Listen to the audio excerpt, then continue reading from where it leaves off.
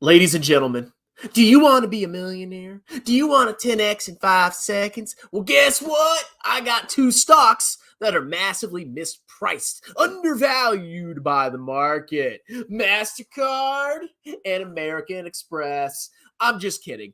But in this video, we are going to compare these 2 companies.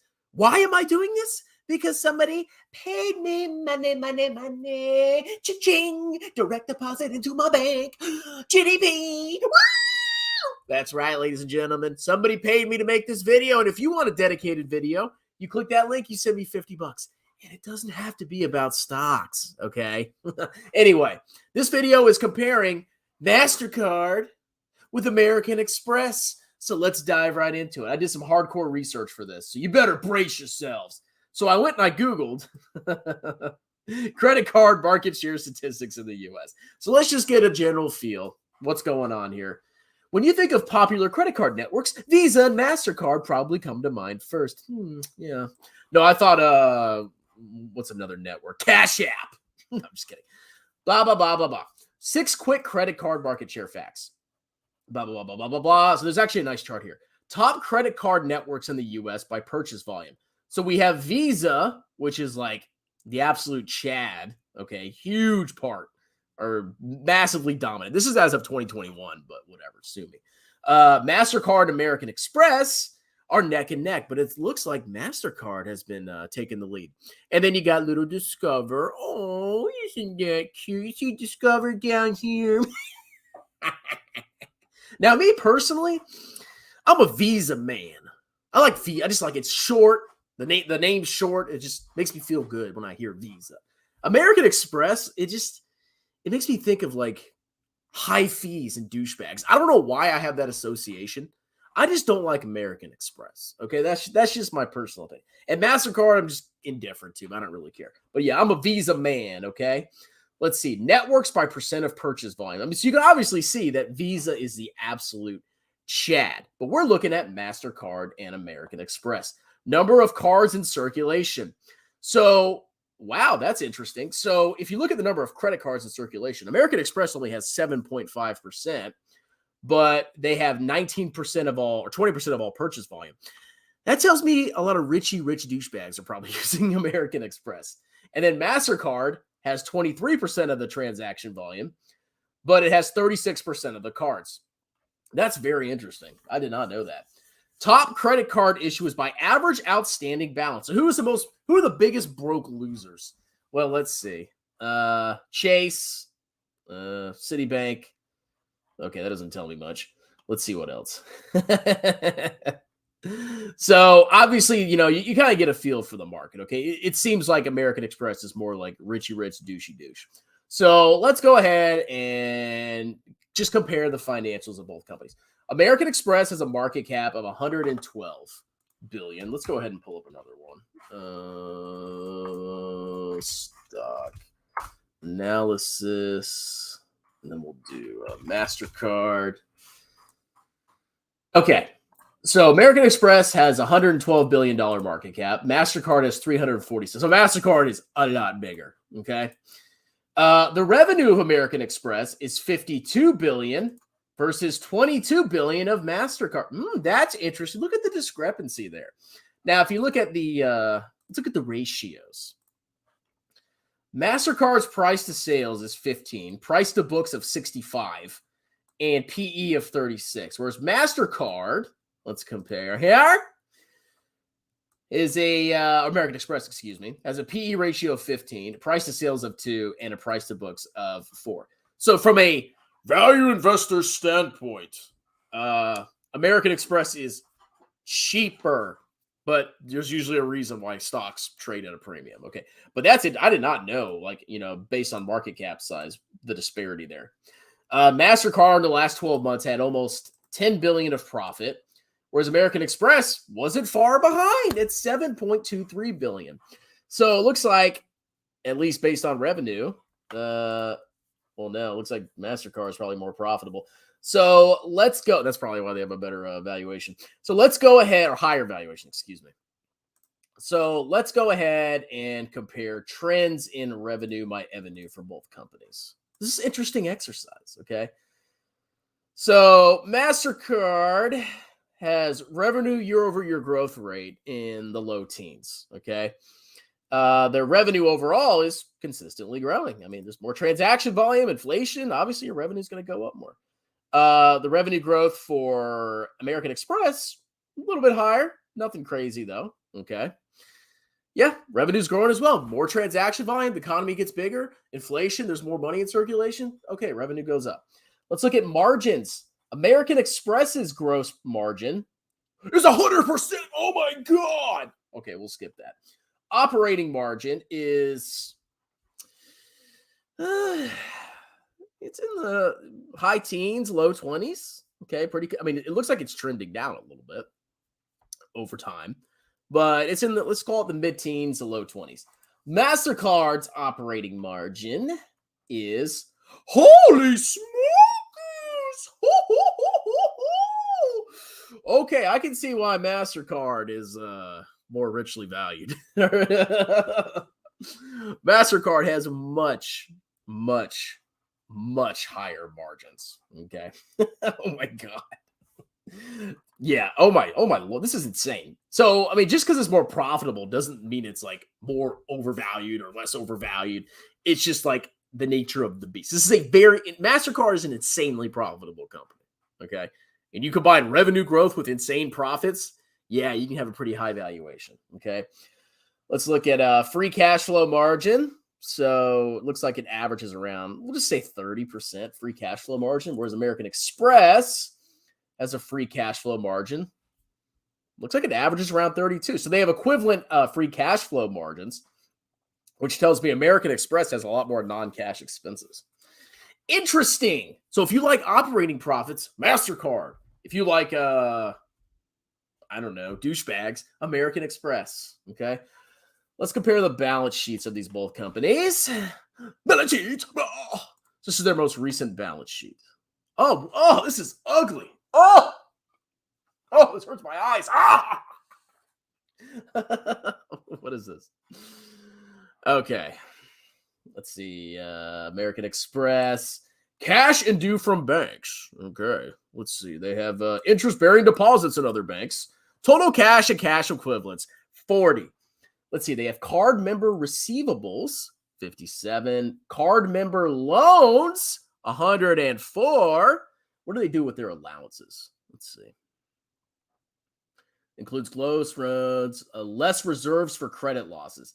So it looks like they haven't. So a reserve for credit loss is kind of like an accounting estimate of, there's always people that aren't going to pay back their loans, right?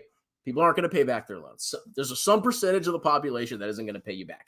And the accountants, what they do is and the management, they kind of like come up with estimates where they do their analysis and they say, okay, this percentage of people aren't going to pay us back. So when you look at this allowance, it went from basically it's the same as the prior year. So even with the economy and interest rates getting bad, they've barely increased their allowance for credit losses.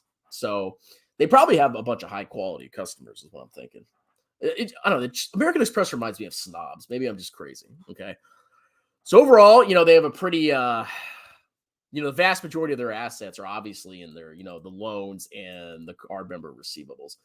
Customer deposits. Okay. I wonder if this is like investment securities. I was going to see if this was like SVP.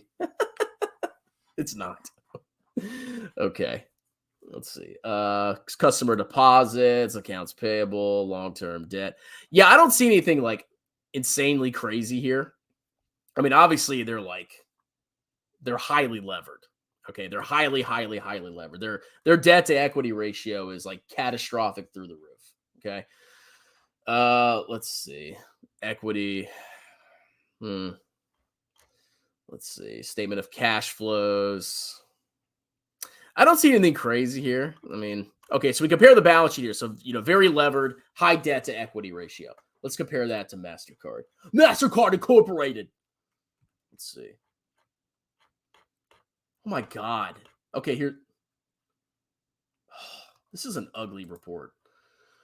Okay. So we look at Mastercard, right?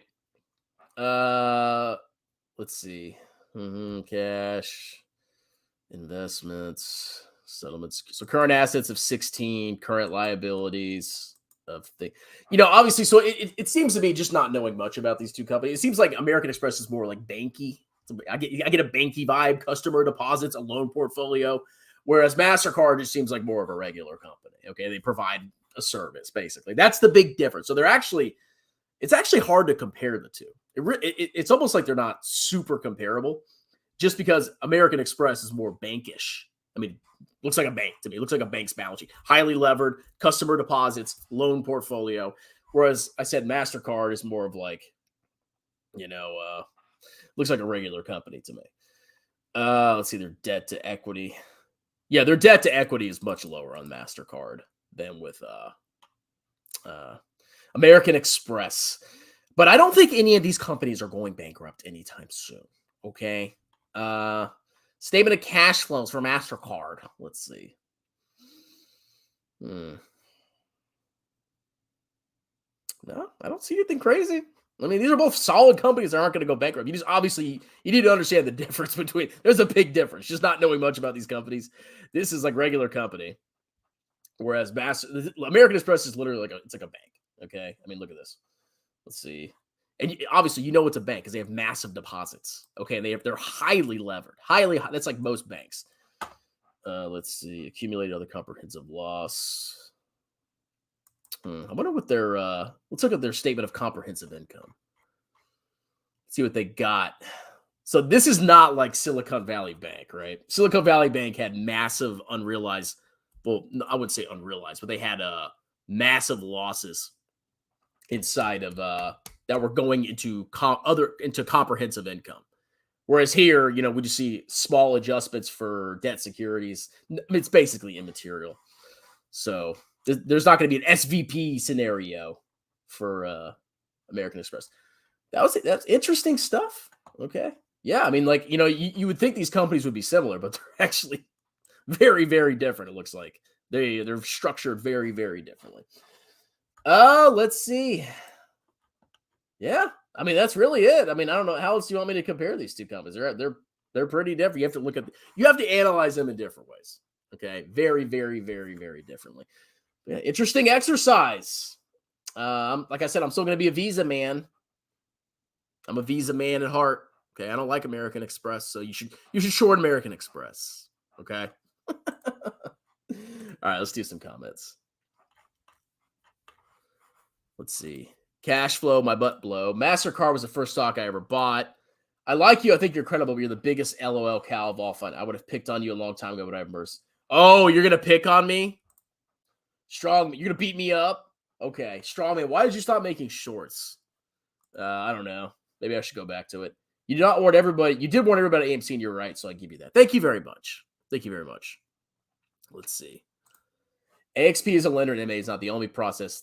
Payments, that is the main difference. What they really do better. Yeah, I mean, that's obvious. Like, honestly, I didn't know much about these companies. I mean, I know what they are, but looking at the balance sheet of American Express, I'm like, yeah, this is like a freaking bank. Okay, basically. And MasterCard is just a payment processor. Did you see what the hedge funds did to Gigabyte Cloud? They pumped it up 100% because of historical earnings, and they slaughtered them down. I did not.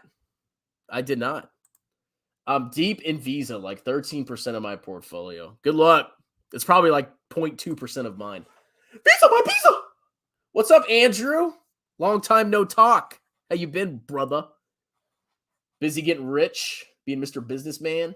Strongman, you're probably one of the most credible financial guys. Makes me laugh that you say, yeah, it's funny. I can sit here shirtless and just like look at two companies I barely research, and I'm more credible than most YouTubers. But you're kind of a goof. Thank you very much. Strongman is my daddy. I literally conceived Andrew Maynard, even though we're the same age.